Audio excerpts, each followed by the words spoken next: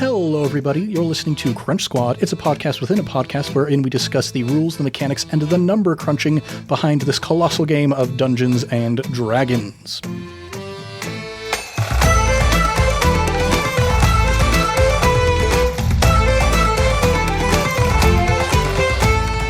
I am Ned Wilcock, your host for Crunch Squad, and today I'm joined by... Me, Josh. The one and only. Yes, I play Buster, I played Ralph, and I'm here to talk about binding. Yes, and because we've got Josh on the episode, that obviously means we're talking about my character and the various abilities that he's got going on. Tonight, we're going to be talking about the Binder, the class that Chozo belongs to. And this is a weird one, very unique. It is a third-party class. Obviously, if you've been reading through like the player's handbook, you have not seen the Binder anywhere in there, but hopefully we'll be able to kind of help you people understand a bit more about why Chozo is the way he is.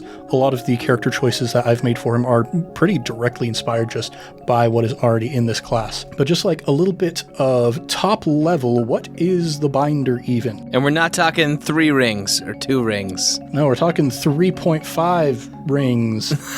Because 5 rings. Yeah, so this class was originally published for 3.5 D&D back in the Tome of Magic, I believe it was. And it's a pretty faithful recreation as far as like the intent of the mechanics, the tone of the class as well.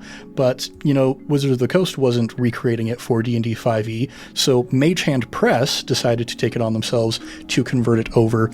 Mage Hand Press, you might have heard about them from Valda's Spire of Secrets. They've got a whole bunch of third-party classes. Even some of their stuff is up on D&D Beyond these days. But the Binder is, of all of their classes, the one that is most interesting to me. And thematically, it is similar to the Warlock. That's something that we've kind of alluded to in conversations between Chozo and other characters.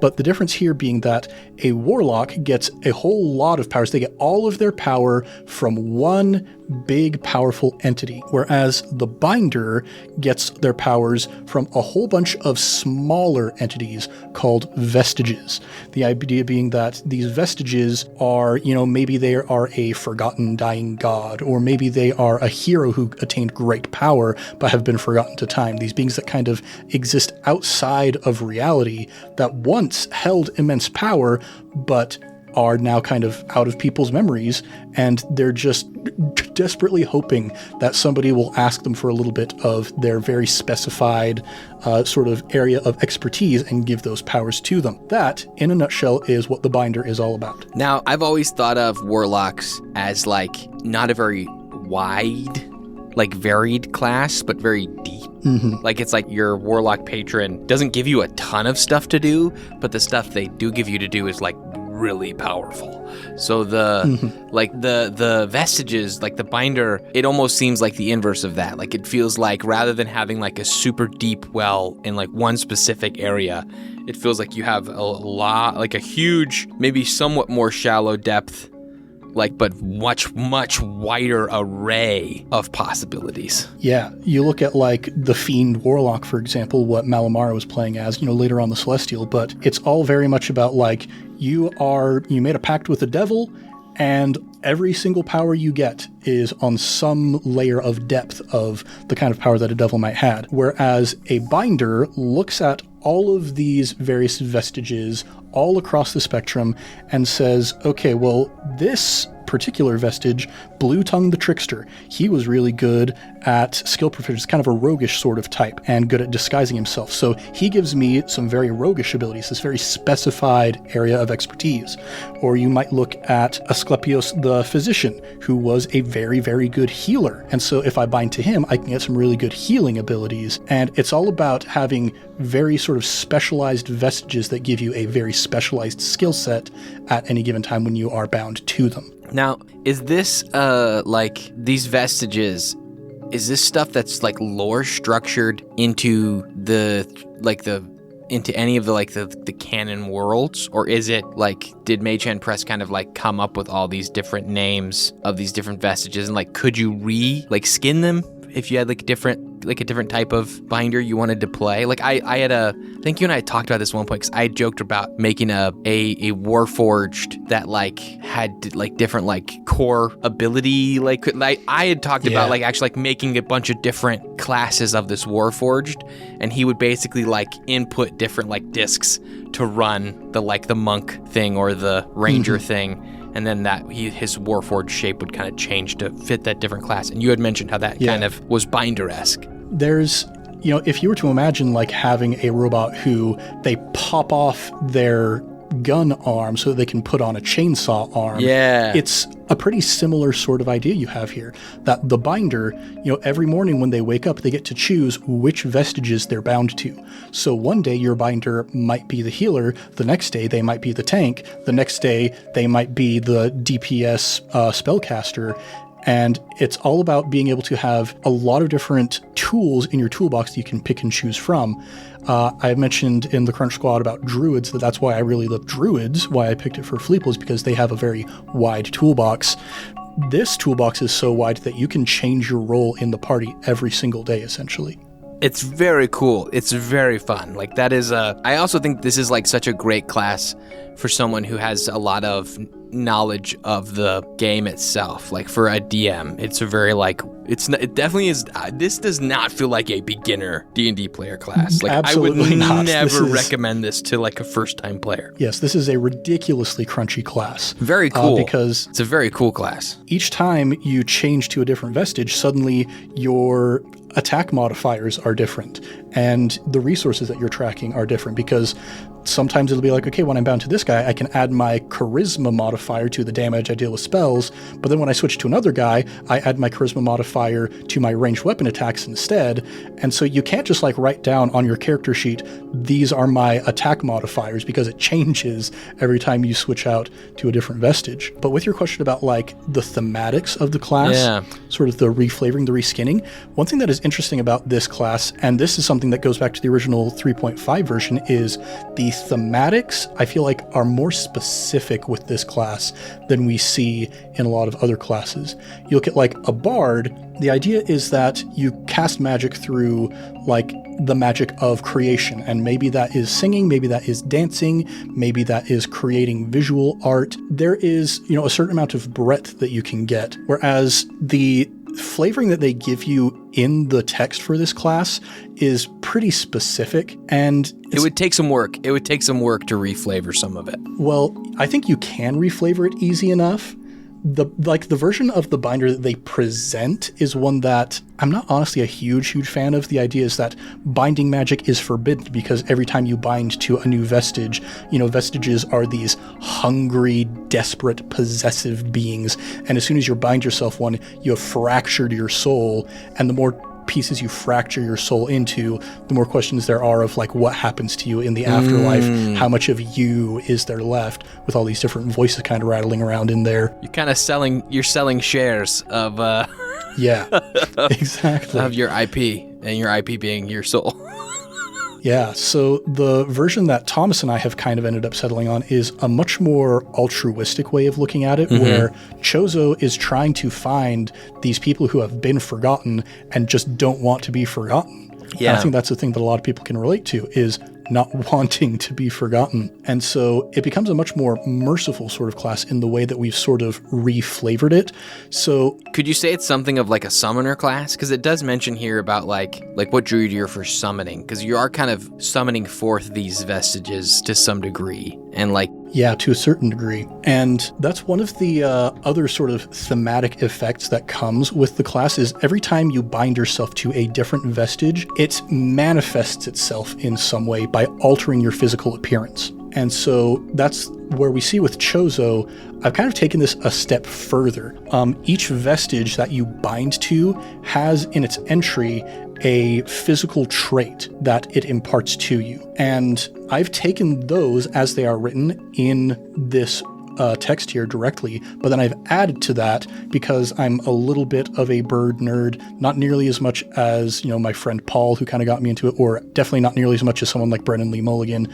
But I love the idea that there is so much variance in the appearances of birds that I wanted to take this one step further even, where along with the physical trait that is written in the book for each of these vestiges, there is a different bird trait that I've added to it that comes along with it. Yeah, I like that. Yeah, and the lore, you had also asked about the lore of the names of like the different vestiges, the characters. Yeah. There is, aside from the mechanical benefits, there's also a little write-up about who this being was, why they're so powerful. And like in the original 3.5 version of the binder, those were people pulled straight from D&D lore. Like you could bind yourself to a Sararak the Demilich from the Tomb of Horrors, for example.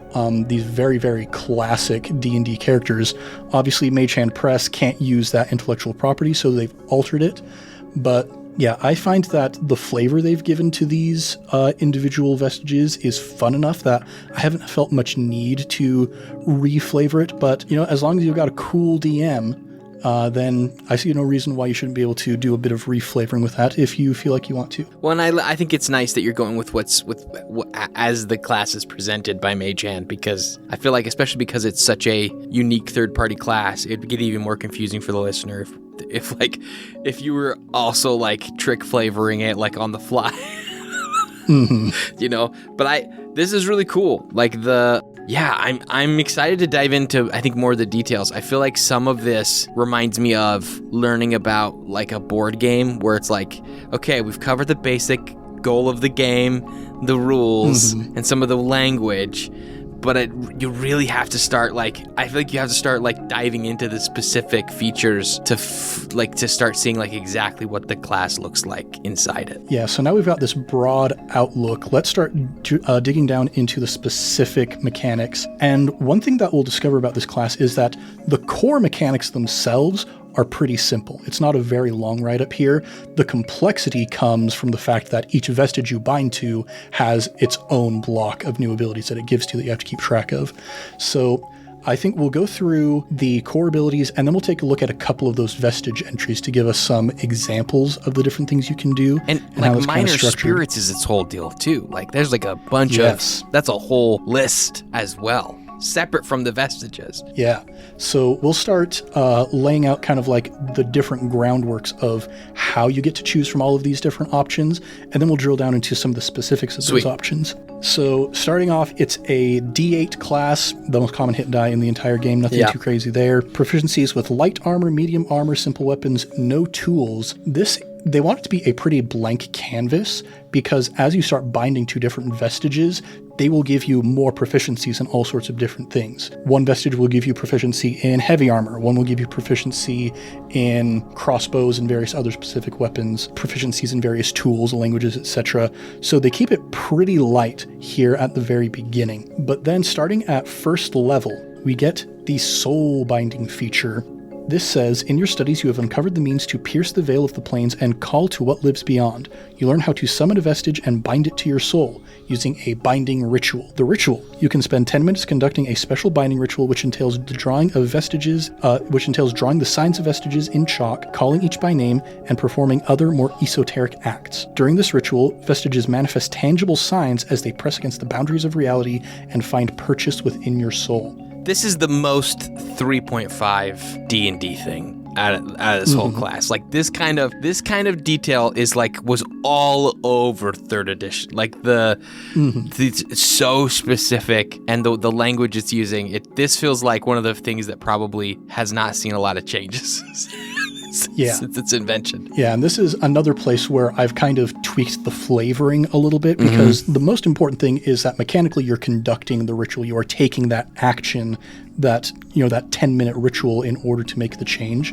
I've switched it up where it's not so much about drawing the symbols in chalk as it is about having these little totems representing each one. Yeah. So yeah, I'll try and point those areas out where I'm diverging my flavoring from the class's flavoring, but pointing out what is most important about the core mechanics as we go along. I like this so much. I gotta just tag in, because I keep thinking in my head about this Warforged character as a hypothetical.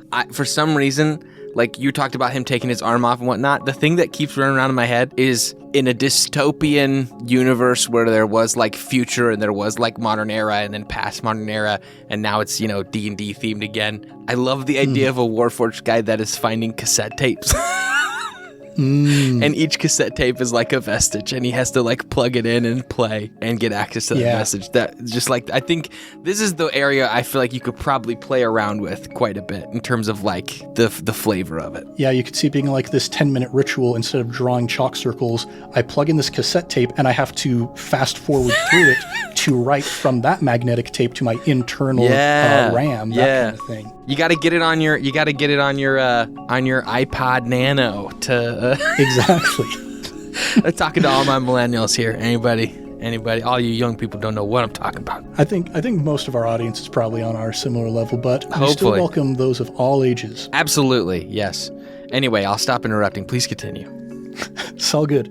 So at first level, you can bind to 1 vestiges, and then you can bind to more vestiges as you continue to level up. Starting at 5th level, you can start binding to 2 vestiges at once. At 11th level, you can start binding to 3, and at 17th level, you can bind to 4 vestiges at once. Is that can you change the bind per day? Like which one you're bound to? Yeah, every morning you wake up, you spend 10 minutes to do this ritual. The vestiges remain bound until you finish a long rest, and once you perform a binding ritual, you can't do so again until you finish that long rest. That's a bit of a commitment. That would be a lot tougher to play early levels where you only get like 1 a day. Yeah, especially at first level, it's like, okay, today I am the healer. Yeah. Today I am the rogue. Kind of no versatility in that regard. Other than like what you're doing each day, you have to really plan ahead. Yeah, this is why I personally am really glad that I got to start Chozo at 8th level, so I could already bind to 2 different vestiges every day. But we'll also look at the rebinding ritual in just a little bit. That offers some more versatility. But yeah, you've got the number of vestiges you can bind to, and then you've also got the level of vestiges that you can bind to. We have 9 different levels of vestiges, just like we've got 9 different levels of spells. And so starting at 1st level, you can bind to a 1st level vestige. Starting at 3rd level, you can start binding to 2nd level vestiges, so on and so forth, up until you get to those 9th level vestiges. And, obviously the higher the level of the vestige, the more powerful abilities that it's going to give you. Now, it also specifically calls out spellcasting ability, so many of these vestiges will offer you a number of spells that you can cast per day, and you just use Charisma as your modifier for your vestige save DC and for your spell attack modifier. Then, getting to 2nd level, I'll skip over Minor Spirits real quick and talk about that rebinding ritual I was talking about. We've already seen Chozo do this a number of times. So starting at 2nd level, you can use your action to perform a modified version of the binding ritual, allowing you to expel a bound vestige early and bind another vestige of equal or lower level in its place.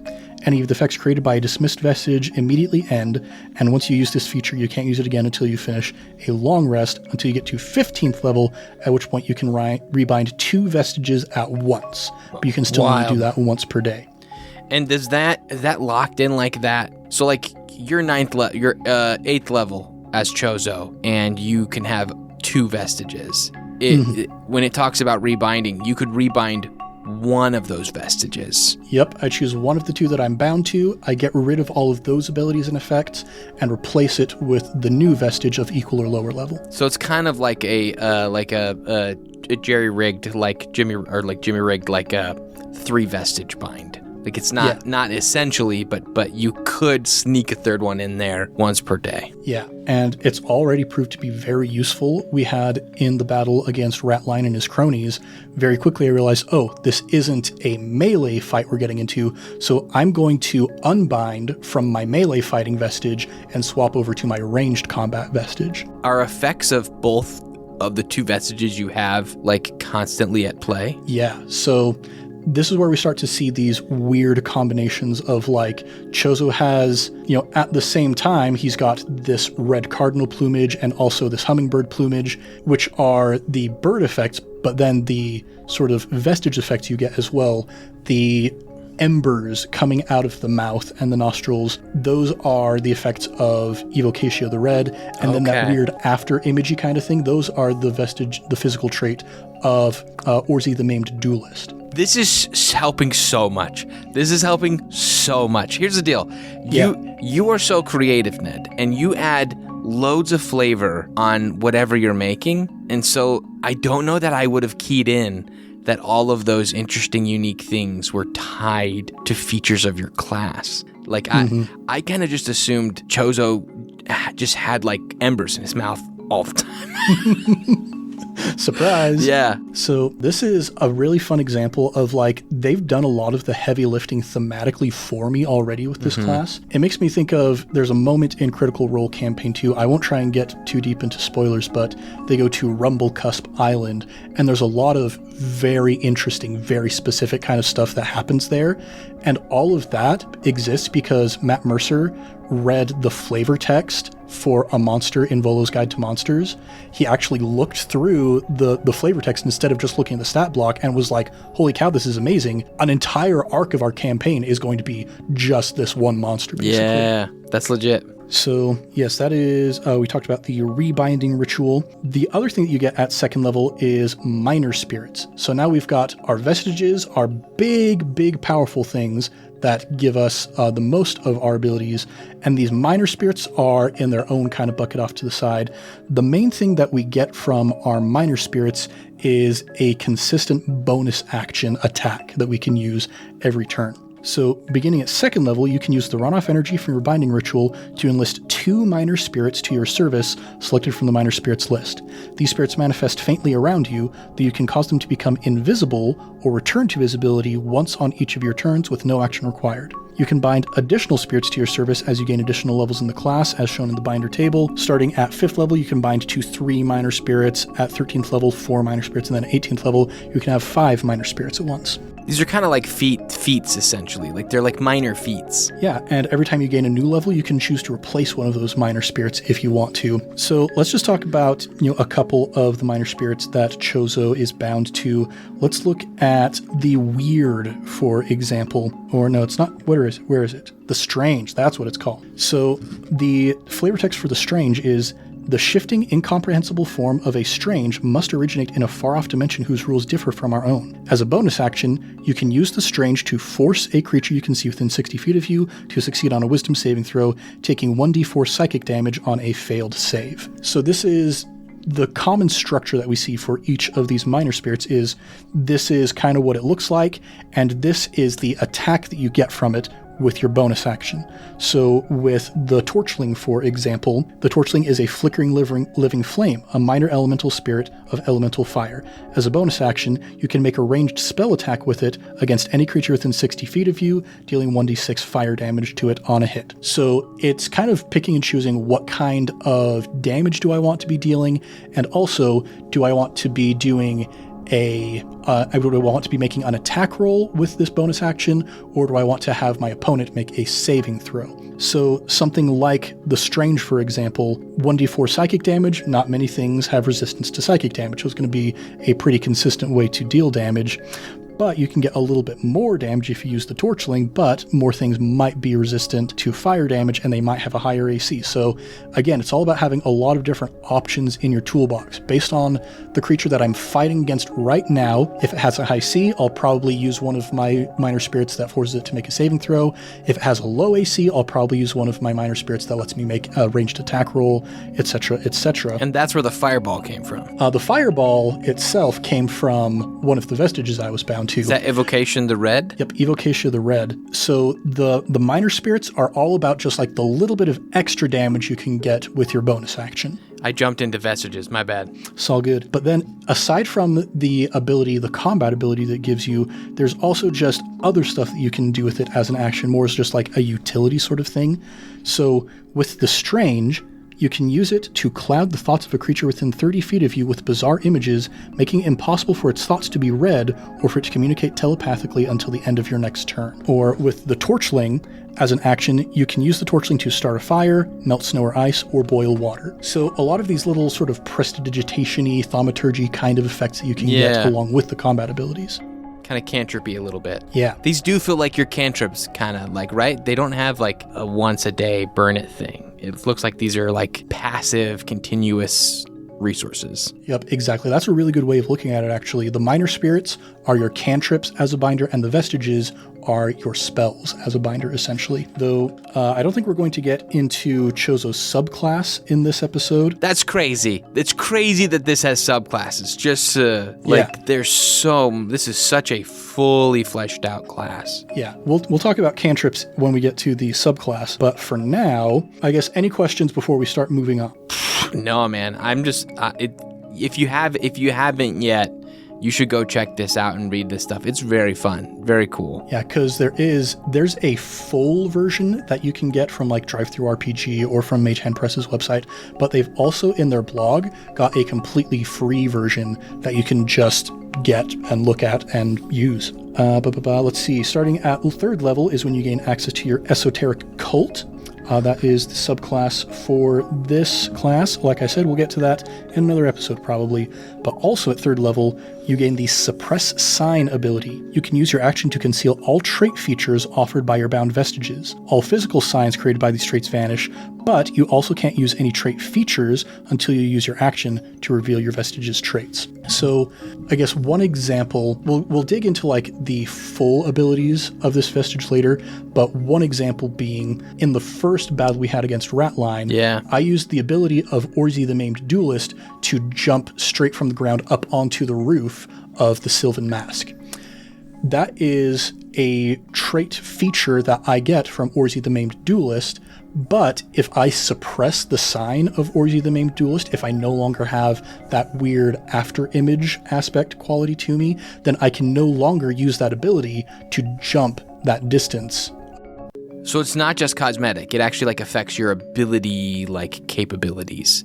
Correct. Because I remember when we bursted in on Chozo at the very first time interacting with him, you looked all crazy with the different orbs and all the bird features, and then you like wiped it like real quick. Is that suppressed sign what you were doing? That is it. So not only are you like making yourself look normal, you're essentially becoming more normal. Like you're kind of like actually like turning off that whole ability for that the duration that you're suppressing it. I love that. That's so much cooler than just like a skin change. You know what I mean? Or like a in video game language, I should say, like the skin swap. Like it's not just you're not just changing the color. You're like actively like suppressing the abilities. Yeah. And I think to get very particular about what it does suppress, it suppresses the visual signs, and I think it's only specifically the trait feature. Okay. There's one portion at the bottom of each vestiges block where it says this is your trait feature along with all these other abilities. I think it's only specifically that one trait feature that is suppressed. But you still have access to all the rest of them. Cool. Okay, then starting at 4th level, we get an ability score improvement. Pretty straightforward. 4th, 6th, 8th, 12th, 16th, and 19th, you get an ability score improvement. Classic. Cool. It seems like the vestige levels are also following caster levels. Like, yeah, definitely. The spell level, like you can access, because I think like at 9th level of like a wizard class, you have access to 5th level spells. And with a binder at 9th level, you get access to like 5th level vestiges. Yeah, I think it is actually just 1-for-1. Let me pull out my player's handbook real quick, flip open to Bard here. Yep, looks like it is exactly the same rate at which spellcasters gain access to new levels of spells. The binder gains access to new levels of vestiges. Cool. Very cool. All right. Then we're going to jump all the way up to 9th level. We only actually have 2 core features left because all of the levels in between are modifications to our previous abilities. At 9th level, we have Adamant Mind. Your experience in sharing your soul with otherworldly entities has taught you how to guard your thoughts and punish those that dare to influence them. You have advantage on saving throws against being charmed, frightened, or possessed, and against any effect that would sense your emotions or read your thoughts. So this is... I don't think we've seen this show up yet in the campaign, but yeah, advantage, like anytime you can get advantage on saving throws, that's great. We love that. I like this. I know this isn't necessarily Chozo's deal, but I like this a lot in the flavor of like the fracturing of the soul bit, because it thematically, it feels kind of cool. Like you're getting this advantage on all of these, like influencing your motives, like spells. And the idea that like you're getting advantage on all these things, not because you're like super powerful, but because your soul has been so divided that like what there is to influence might be so little that it's not much to grab onto to influence you anymore. Would be kind of like a tragic way to view that advantage. But I think it's cool either way. Yeah, there's also like, of course I don't get charmed as easily. I've spent so much time bound to Blue Tongue the Trickster. Yeah. Or, of course, I don't get scared as easily. I've spent so much time bound to Vorteract the Outsider. Like, I'm just used to this stuff by now. But then, additionally, on top of the fact that you have advantage on those saving throws, when you succeed on a save against such an effect caused by a creature, the creature that caused the effect takes psychic damage equal to your binder level plus your charisma modifier. So you tried to reach into my brain and really didn't like what you saw, basically. It hurts you.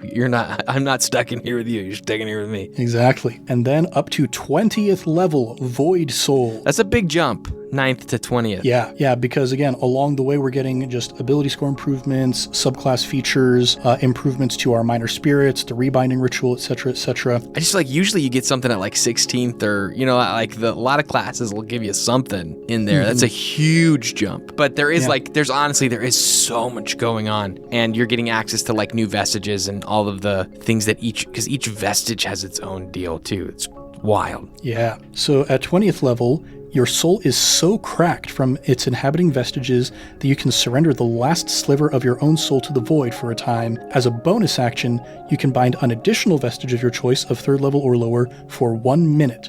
The vestige doesn't count against the total number of or level of vestiges you can bind, and once you finish this feature, you can't use it again until you finish a long rest. That's epic. Yeah, and that does actually remind me of one additional thing that I should mention from the binding ritual. So when you perform your binding ritual and you're binding to these vestiges, yes, you have your certain number of levels of vestiges that you can bind to, but the combined level of those vestiges cannot be greater than your binder level. Interesting. But if you're at level 20, that's a lot of options.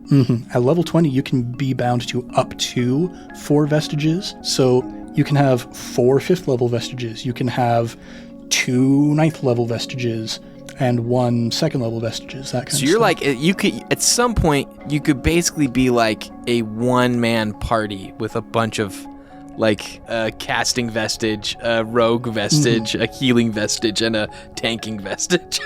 Exactly. You can be the entire archetypal D&D party in one. And let's see, I'm checking to make sure, because I'd actually forgotten about that particular aspect of the binding ritual. So I'm just checking to make sure, yes, I haven't broken that rule, because I've been bound to Elozar the Blue and Taiki the Luck Thief at the same time, but Taiki's only a 4th level vestige. Elozar is a 5th. Okay, yes. I have not broken that rule unintentionally. Thank goodness. I don't think it'd be that big a deal if you did, though. Just want to hold myself accountable with that. Okay, so that is all of the core class abilities. Any questions before we dig into the vestiges? Man, no, let's dive. I mean, there's so much we could talk about. I could, like, my brain is already like reeling. Like, I've thought it'd be so fun to do a 1v1 D&D like series where the main character is essentially like one person whose like soul's been bound with like a bunch of different people. So instead of like the same one player, you swap the player, the DM stays, and the player swaps each episode. And each episode is the same character, but just their being is being controlled by a different person. And there's this thing in me that's like, oh, it'd be kind of cool if you could play this into that pretty well. Yeah. Like this would be a very fun way to tie that in mechanically. Anyway, before my brain runs away with me, let's move on to vestiges. Okay, I want to talk about. I'm just going to pull out 2 that are pretty different. And they're the 2 that I've used, I think, the most so far in this campaign. Let's start with Hoyi the Archer. Hoyi is a 2nd level vestige, and... That's not Luigi's happy sound. Hoyi! I mean, in a future game, maybe it would be. Okay, continue. Yeah, the Archer. Yes, a legendary archer that shot down many suns, Hoyi grants his binders his eagle vision and his skill with the bow. And there's this entire little legend that it tells about Hoyi. But then there's one other thing that this is all just flavor. This is all just thematic stuff. At the end of each of these legends, it has, in 5e, you've got your ideals, your personality traits, your flaws, etc. Each one of these has one of those. So for Hou Yi, while bound to this vestige, you gain the following ideal. Challenge, I will rise to any test that presents itself. And so there are different ways to kind of flavor not just your look, but also your personality a little bit based on which vestiges you're bound to. There's an influence, the influence of the vestige. Mm-hmm. That's fun. And so looking at they're kind of stat blocks that we have for each of these vestiges. For Hou Yi, it starts with, I think each, maybe not all of them, but a lot of them you're going to see are going to give you some bonus proficiencies.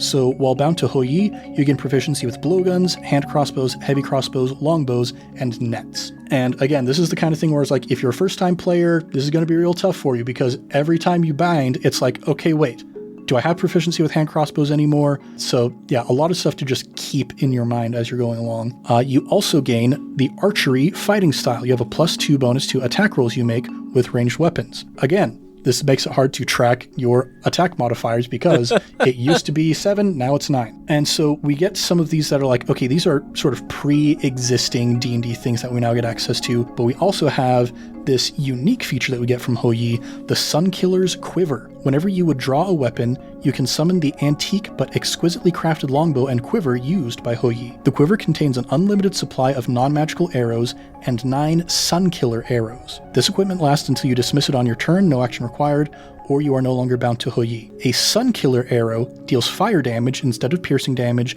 and deals an extra 1d4 fire damage on a hit. When a Sunkiller arrow hits a target, it explodes in a 5-foot radius sphere and is destroyed. The arrow can be fired in an unoccupied space within its range, and each creature other than the target within the blast radius must succeed on a dex saving throw, taking half the damage rolled for the attack on a failed save, and no damage on a successful one.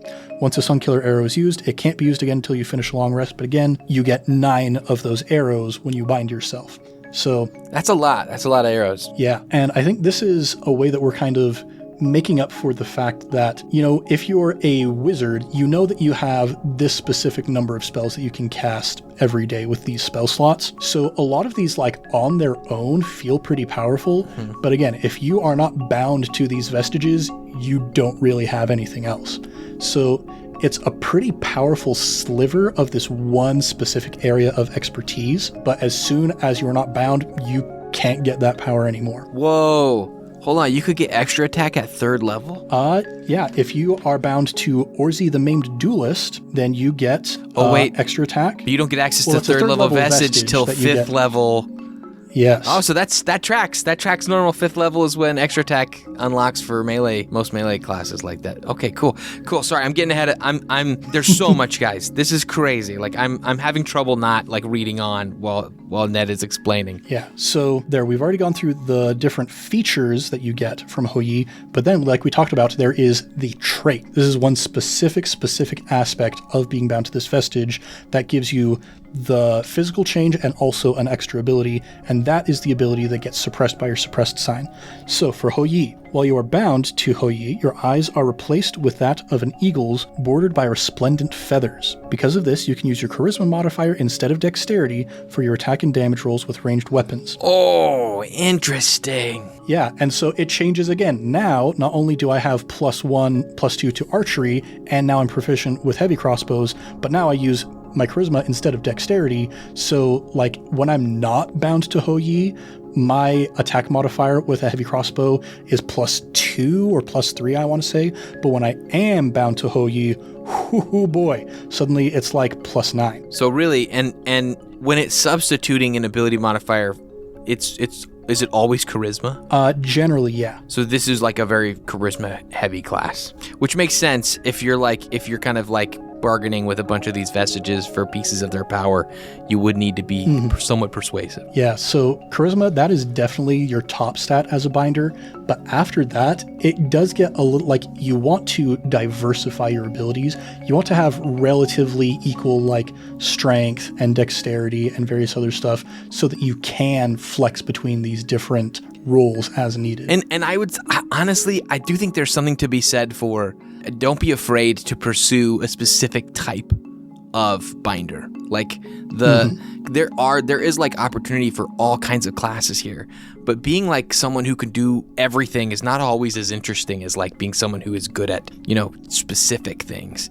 And so like I think even with all of that, like access to everything, if you're like, okay, I definitely want to be more of like a glass cannon binder, it can free you up to make some choices about like where you're going to have bad skills. Because I feel like everybody got to plan for bad skills a little bit. But this is awesome. So that is Ho Yi, and we see basically, Ho Yi and Orzi the Maimed Duelist are essentially the ranged combat and the melee combat versions of each other, where with Orzi, instead of getting proficiencies with like crossbows and nets and that kind of stuff, you get proficiency with rapiers, scimitars, short swords, and whips, and also hand crossbows. That's nice. Instead of the archery fighting style, you get the dueling fighting style. Instead of the Sunkiller's quiver, you get an extra attack. So these two are pretty similar, but let's take a look at good old Elozar the Blue, who is quite different because he is a spellcasting vestige. So we start with Inheritance of Frost. While bound to Elozar, you know the Ray of Frost cantrip, and additionally you can add your charisma modifier to damage rolls you make with spells that deal cold damage. Then we also get our Crystalline Arcana, which is kind of similar to the spell sculpting that the Evocation Wizard gets. When you cast a spell that affects an area and requires your concentration, this is a pretty specific limitation here that affects an area and requires your concentration. So like, this is why I could use it for Sleet Storm, but not for Ice Storm, that kind of thing. You choose a number of medium or smaller creatures equal to your charisma modifier to be protected from its effects. A 5-foot cube gap in the spell's effects opens around each chosen creature. These creatures don't need to make saving throws against the spell. Additionally, for the spell's duration, these creatures are immune to the effects of the spell within its area and ignore conditions such as difficult terrain created by the spell. Kind of like so basically spell shaping a little bit. Yeah. So I choose these few people up to my charisma modifier for Chozo. That's 4. I choose these 4 medium or smaller creatures who are immune to the effects of the spell that I am casting as a result of being bound to Elozar the Blue. Then we gain a small spell casting block here, Cryomancy. While bound to Elozar, you can cast the following spells without expending a spell slot or material components, but each of these, similar to what you would see in like a monster stat block, you get these daily. So our 2 per day spell that we get is Sleet Storm, and then we get 2 once per day spells, Ice Storm and Cone of Cold, and you get those once per long rest. And once you use them, they're gone. So you smoke them if you got them, but once you've smoked them, you don't got them anymore. And then finally we get down to Elozar the Blue's trait. Again, this is the specific aspect that gives you the physical alteration and the ability that you can't use as long as you've used your suppress sign, Hoarfrost. While bound to Elozar, your skin, as well as your clothing, weapons, and armor, are covered with a thick frost, and your breath is visible as if on a cold night. Whenever you begin concentrating on a spell, this frost grows into large ice crystals on your skin. As long as you maintain concentration, whenever you take damage, you can subtract the spell's levels from the damage you take, and fire damage ignores the effects of this feature. What bird did you attach to this one? For Elozar the Blue, that is the Blue Jay. Okay. I was curious if it was the blue jay or if you had like a winter bird in the wings. Oh wait, no, that's right. The blue jay is Taiki the Luck Thief, because blue jays are symbols of luck in some cultures. Elozar the Blue is the raw copper penguin, where I get those eyebrows from. That's what it was. I have these written down on my character sheet. I'm impressed that I remember that. It's a rare thing here, folks. Josh remembered a detailed, nuanced thing about Ned's character that Ned forgot. There you go. Yeah,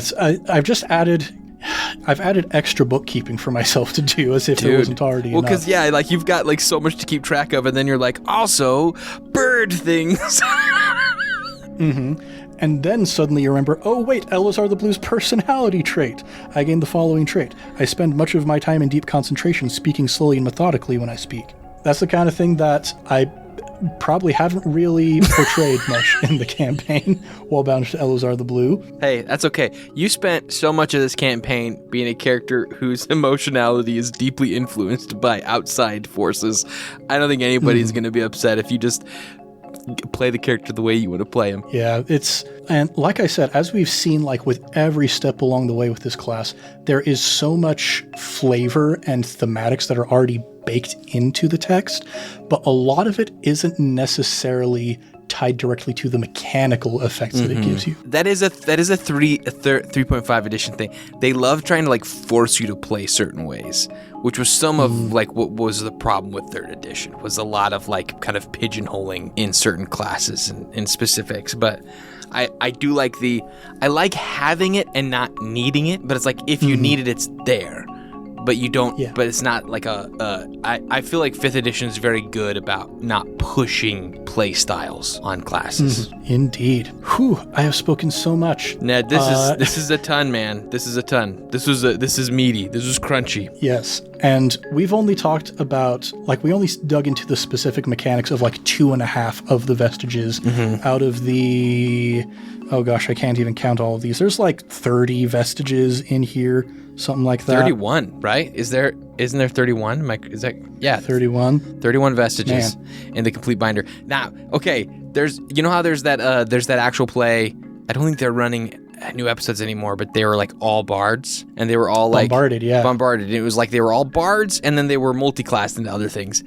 I think it'd be super fun to have a party of binders where no one can be bound to the same vestige at the same time.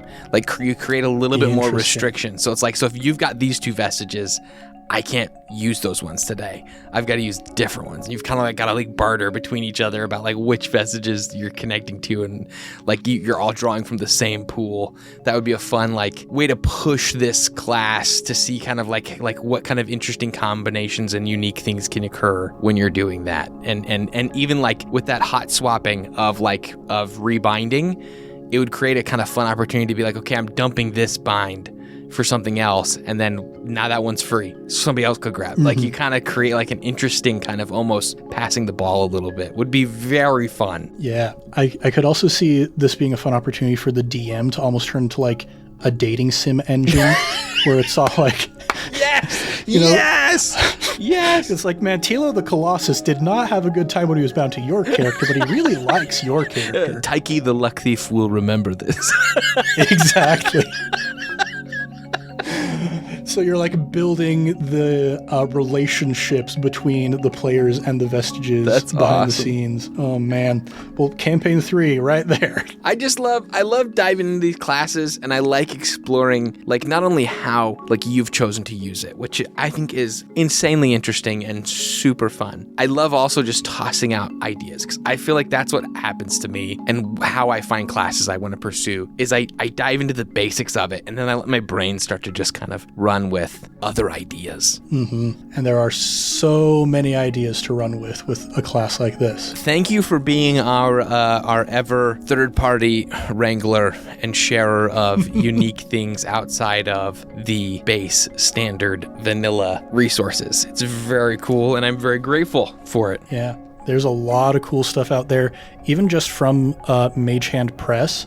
Some of the others that have been played in some of the campaigns I've run, the War Mage, which is a spellcaster that only uses cantrips but uses them very effectively. The Witch, which is, instead of like a cleric, which is a buffing class, the Witch is a debuffing class, so you hex the enemies in order to help your friends. The Gunslinger, it's not just like a subclass version of the fighter, it's a full-on gunslinger that they do pretty well. Is the Witch from the World Beyond Number Witch, or is it a different witch?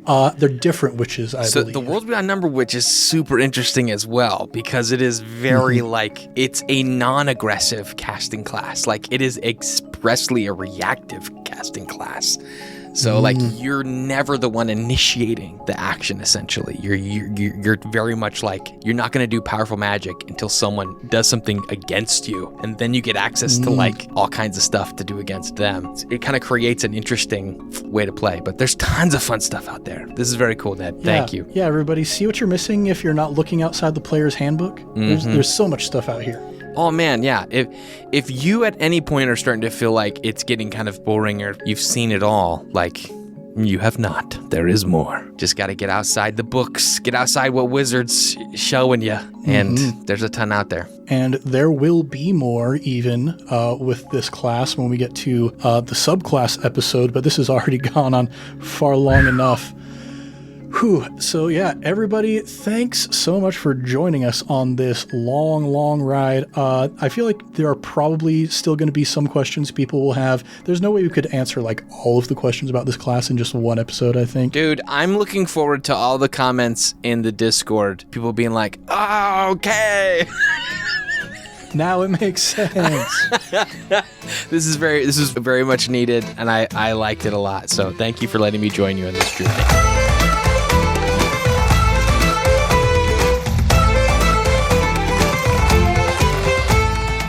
Yeah, but if you've got questions more about the binder that you want to ask, you could shoot us an email at icastfireball2020@gmail.com or reach out to us in the patron-exclusive Discord if you're interested in doing that. I'm in the outro. Maybe I should actually go through the script unlike Thomas. So thanks, everybody, for listening to this week's episode of iCast Fireball. We hope you've enjoyed listening as much as we have enjoyed discussing this very meaty class and speculating various implementations of the cool flavor that it brings to the table. From where we get your podcasts, please go ahead and leave us a review. It helps to boost our ratings throughout the podcast services, puts our shows in other people's recommended feeds, and lets us know that you like what we're doing. Again, if you want to ask questions about the binder, email us, icastfireball2020@gmail.com. I'm checking that every day, and I do my best to respond to as many people as I can. If you want to get all the most recent and update content from us here, you can follow us on Instagram and Twitter at icastfireball20. You can get some sneak peeks of upcoming episodes, insight from the players and DMs, and behind the scenes shots of us making this incredibly fun world. Now we're going to give a shout out to Improv Tabletop. That is a show where I focus. It is an improv show masquerading as a tabletop RPG show, is what I've come to realize over the years. It is a show where we don't want the rules to restrict us from telling whatever kind of story we want, but we found some awesome systems that let us still tell awesome stories within some of that structure. It's a grand old time. If you like very story-focused RPGs, you might enjoy what we're doing over there. Lastly, please like, subscribe, and share with your friends and fellow wacky adventurers. Until next time, I have been Ned, your host for Crunch Squad, and around the table I've been joined by Josh, also from iCast Fireball. Surprise. Keep the fire going, everybody, and we'll see you all next time.